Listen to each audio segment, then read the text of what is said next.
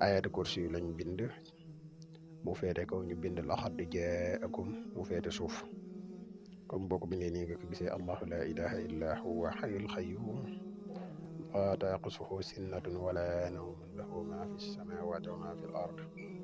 man sha allazi yasfau indahu ila bi isnihi ya'lamu ma bayna aydihim wa ma xalfahum wala yuhituuna bi shay'in min ilmihi illa bima shaa wasi'a kursiyuhu as-samawati wal arda wala ya'uduhu hifzuhuma wa huwa al-aliyyul azim mu bokk ci azim gi miim gi moom nga yaatal doo ko wàcc nag da nga koy ubbi comme nii rek boo noppee nga ñëw ci laqad jaakum rasulun min anfusikum azizun alayhi ma anittum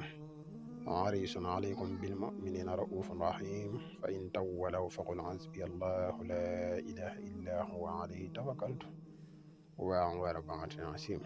moom it azim ki ngay yaatal